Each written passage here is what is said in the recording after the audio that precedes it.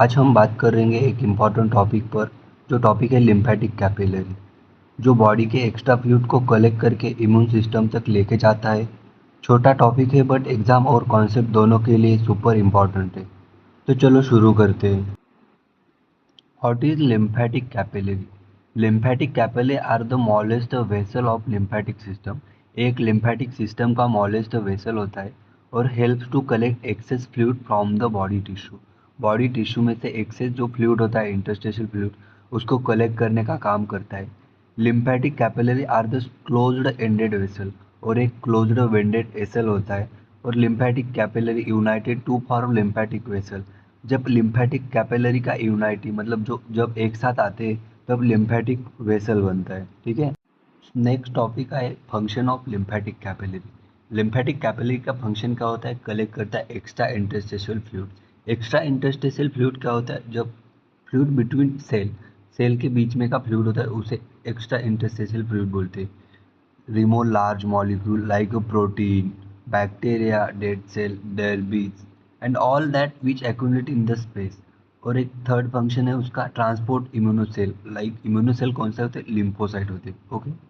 और next topic है location of lymphatic capillary.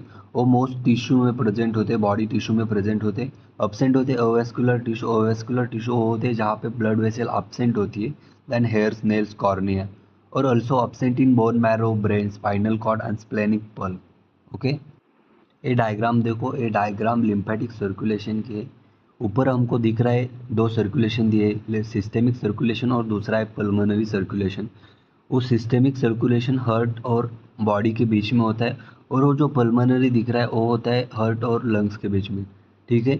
जब ब्लड हार्ट से निकलता है और आर्टरीज के थ्रू बॉडी में आता है, और वहाँ ये जो सिस्टेमिक ब्लड कैपिलरी दिखना है ना, वो एक्सचेंज साइट है। वहाँ पे CO2, O2 और न्यूट्रिएंट का एक्सचेंज होता है। ठीक है। और जब न्यूट्रिएंट का एक्सचेंज होता है तो उसमें से थोड़ा एक फ्लूइड लीक होता है, उसको इंटरस्टिशियल फ्लूइड बोलते हैं।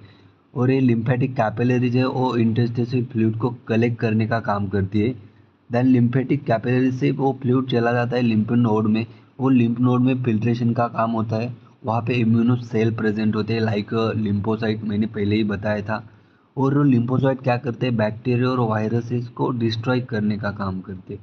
ठीक है। Then lymphatic vessel, lymphatic vessel में ऑल प्रेजेंट होते हैं। वो ऑल लिम्फ का बैक फ्लो नहीं होने देते, वो एक ही डायरेक्शन में उसको भेजते हैं। देन लास्ट में सब क्लावियन वेन, वो सब क्लावियन वेन से लिम्फ फिर से ब्लड में मिक्स होता है। ठीक है।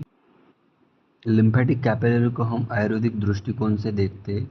लिम्फेटिक कैपिलरी को लसिका केसिका बोलते हैं, और लसिका मतलब होता है लिम्फ, और लसिका ये रस धातु का उपधातु है। ठीक है।